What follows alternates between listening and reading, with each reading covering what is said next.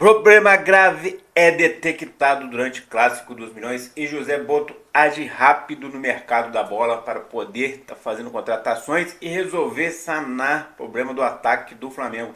Tô chegando cheio de notícias, cheio de informação importantíssima do nosso Flamengo. Peço a você que tá de cantinho que taca o dedo no like e se inscreva, meu filho, porque é de graça e faz bem.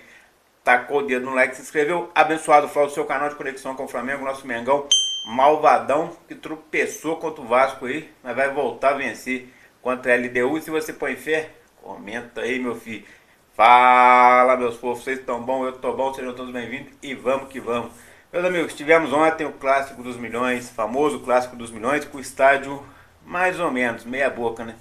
Na faixa de 40 mil pagantes aí, foram lá ver o jogo. Mando de campo era do Vasco, apesar do jogo ter sido na casa do Flamengo, né? Maracanã, atual casa, porque em breve a gente vai ter a nossa casa 100%, que essa casa a gente é obrigado a dividir com o Fluminense, que é sócio, e também com o Vasco, que de vez em quando entra na justiça para conseguir jogar lá, né? Então ainda tem essa infelicidade aí. Mas tirando isso, foi um bom jogo, o Flamengo conseguiu aí números expressantes, atacou bastante, com bastante qualidade, mas o gol não saiu e o empate ficou engasgado. Vasco teve umas chances, é claro, podia ter marcado, também não marcou. Teve duas chances com o Verratti ali, uma com o Coutinho, mas no final das contas não marcou. O Flamengo teve muito mais chance e também não marcou, impressionante. Segundo o SofaScore aí, o Flamengo teve 64% de posse de bola contra 36% do Vasco. Chutes a gol aí, o Flamengo deu 17 chutes a gol, o Vasco deu apenas 3. Grandes chances aí, o Flamengo teve 5 grandes chances, o Vasco teve uma. Então no total aí ficou 17 chutes a gol pro Flamengo e 6 pro Vasco. Defesas do goleiro, Rossi fez uma defesa importante, Rossi fez uma boa partida segura, fez uma defesaça. E o Léo Jardim foi o melhor jogador da partida, 7 defesas importantes. Escanteio foram 11 para o Flamengo contra 2 do Vasco. Faltas cometidas, o Vasco cometeu 14, Flamengo 10. Passes, o Flamengo deu 541 passes, o Vasco 306. Desarmes, o Flamengo deu 14, o Vasco 13. E aí segue o baile, né?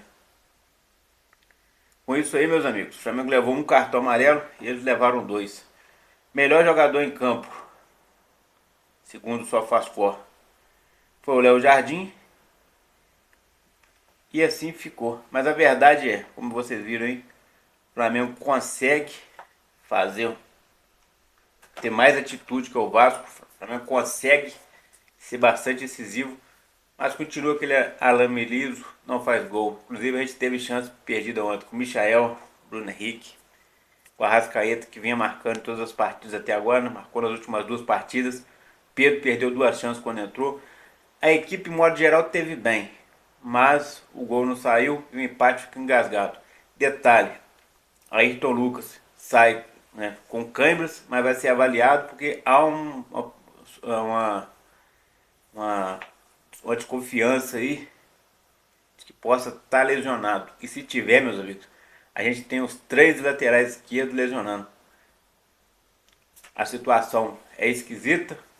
A gente começou a esvaziar o departamento médico, só tinha o Matias Vinha lá, que estava saindo de lá, e agora a gente já tem Matias Vinha, Alexandre e se bobear o Ayrton Lucas. Saiu com câmeras, vai ser avaliado, mas a expectativa não é muito boa não. E de lembrar, o Flamengo tem um jogo contra a LDU na terça-feira, jogo importantíssimo, jogo que vai ter que vencer ou vencer, porque senão as coisas vão ficar complicadas. Um ataque não faz gol, a situação é crítica. E falando em ataque que não faz gol, o Flamengo mira a contratação do Juninho Capixaba, foi assunto do vídeo ontem. O Flamengo estuda ali a contratação desse jogador, segundo o jornalista Jorge Nicola. Mas tem um detalhe aí, o Flamengo tem 3 laterais esquerdos, que fisicamente parece que não vale uma, porque os 3 estão contundidos nesse momento, até que prova o contrário. Ayrton Lucas também está contundido, saiu mancando, saiu mal ontem. Saiu esquisito, estava até jogando bem, mas saiu esquisito. Então o Flamengo mira a mira de um jogador de 27 anos, que custa na casa aí de 3 milhões e meio segundo o Transfermarkt, mas o time do Red Bull Bragantino só aceita vender por 7. Tem Palmeiras interessado, tem o Botafogo, tem o Atlético Mineiro, tem Internacional, tem vários times de olho. Com dinheiro para comprar, só o Palmeiras e o Botafogo. O restante aí, nem grana para comprar tem. O Botafogo também não tá com essa bola toda não, mas ainda consegue comprar um jogador de 7 milhões de euros. Então o Flamengo enfrenta concorrência, muita gente fala, mas pra que mais um lateral esquerdo?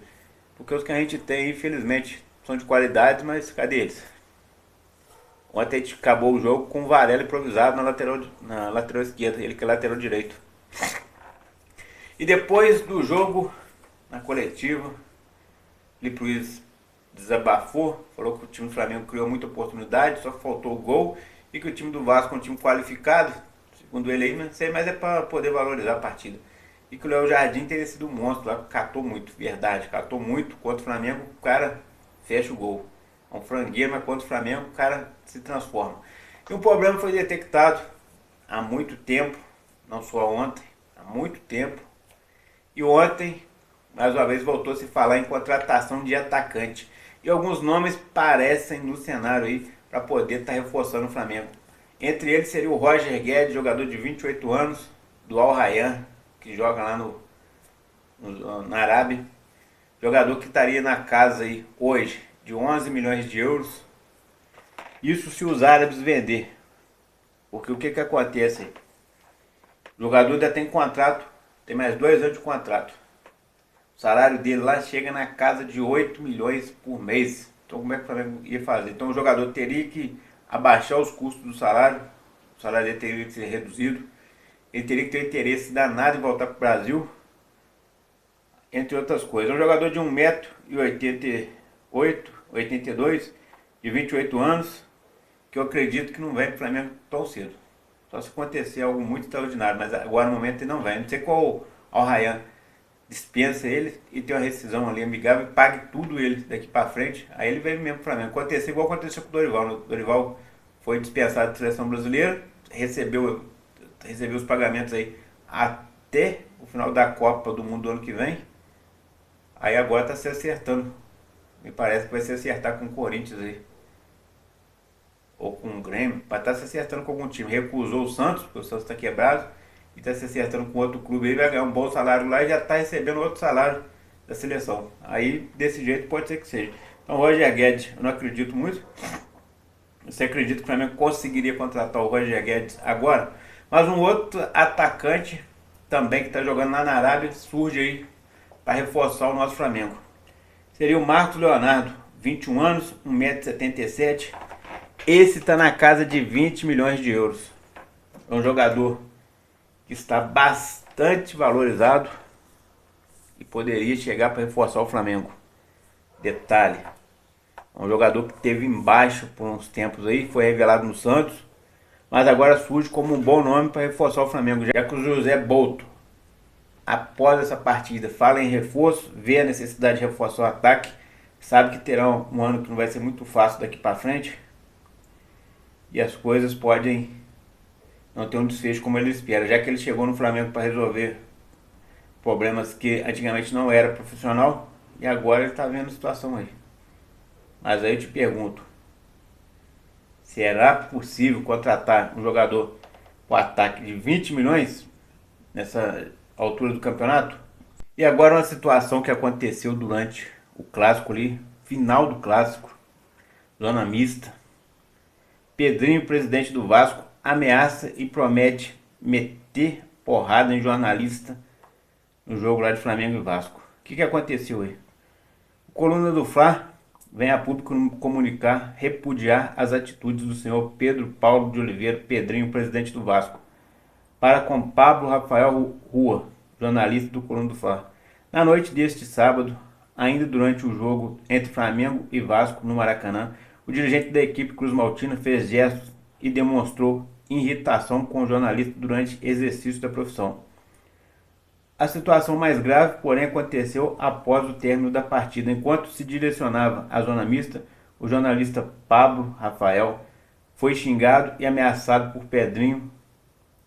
Dentre as descabidas e intoleráveis falas dos dirigentes, estiveram frases como: vou te dar uma porrada e vai... Todo mundo já sabe, né?